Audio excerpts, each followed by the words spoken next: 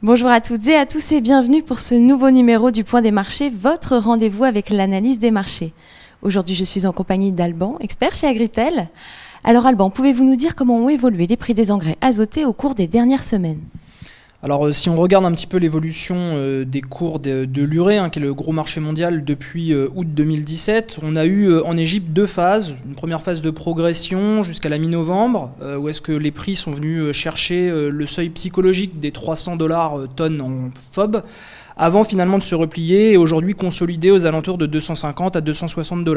Si on regarde désormais sur la partie Chine, c'est un peu différent. La Chine, c'est le plus gros marché mondial, le plus gros exportateur d'urée dans le monde. Et là, les prix n'ont fait que monter depuis le mois d'août, avec une offre un peu réduite et une demande toujours très présente au niveau mondial. En France, finalement, si on regarde l'évolution des prix, ils ont finalement sous-réagi un petit peu à tous ces phénomènes, dus notamment à l'évolution de l'euro face au dollar, l'euro qui s'est renforcé et qui apporte au marché français un potentiel de baisse supplémentaire.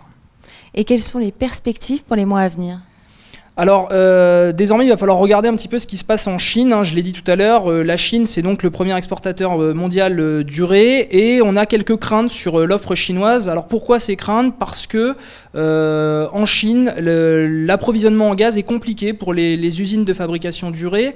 L'approvisionnement est compliqué parce que le gaz va d'abord à destination des foyers pour se chauffer et donc ces usines ont du mal à s'approvisionner en gaz. Elles tournent environ à 50% aujourd'hui de leur capacité de production, ce qui reste un niveau très faible pour cette année. Donc une offre un peu plus limitée en Chine et face à cela une demande croissante de la part de l'Asie, notamment de l'Inde, qui reste en retard en plus dans ses achats, dans ses importations d'urée et donc qui devrait maintenir un niveau d'importation assez élevé dans les prochaines semaines. Et en plus le Brésil qui va revenir progressivement aux achats aux alentours de février, mars, avril. Et donc ça pourrait créer une petite tension et donc des prix qui pourraient s'orienter à la hausse encore une fois dans les prochaines semaines. Et qu'en est-il des engrais de fond ?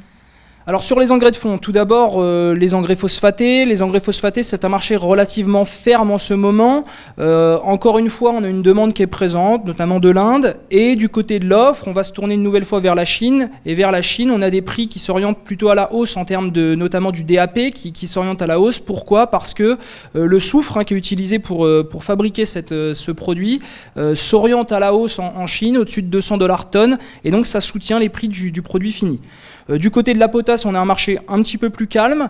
On surveille tout de même le ralentissement et les retards dans la fabrication de l'usine de production d'Eurochem en Russie qui pourraient apporter quelques tensions sur l'offre et réduire les volumes disponibles dans les prochaines semaines.